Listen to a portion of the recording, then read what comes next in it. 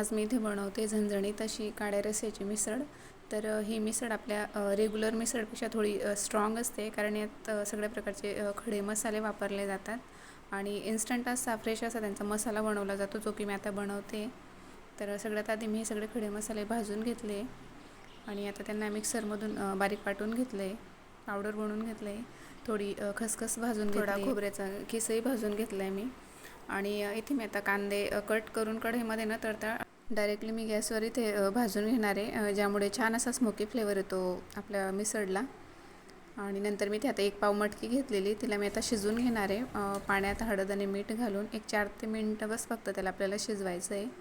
आणि हे भाजून झालेले कांदे, खसखस आणि खोबऱ्याचं किस एकत्र करून त्यात आलं लसूण घातलं आणि इथे मिरची पावडरचा वापर न करता मी अख्खी मिरची घेतलेली आहे.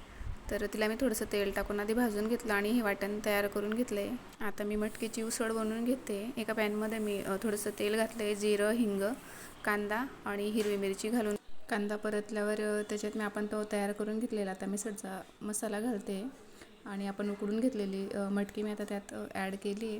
तिला व्यवस्थित परतून त्यात थोडंसं चवीपुरतं मीठ आणि कोथिंबीर घालून घेतली. आता मी मिसळसाठी लागणारा आपला कट बनवून घेते. तर मिसळ बनवताना तेलाचं प्रमाण थोडं जास्तच लागतं, जेणेकरून त्याला तर्री छान यायला हवी म्हणून. तर मी कढईमध्ये तेल घालून त्यात आपण बनवून घेतलेलं वाटण घातलं आहे, त्याला व्यवस्थित तेल सुटेपर्यंत परतवून घेतलं आहे आणि गरम पाणी घालून शिजवून घेतलं आहे. तर इथे आपली मिसळ तयार झालेली आहे. ही मिसळ चवीला खूप फ्लेवरफुल आणि खूप पारंपरिक अशी तिला टेस्ट असते. तर एकदा नक्की ट्राय करून बघा तुम्ही.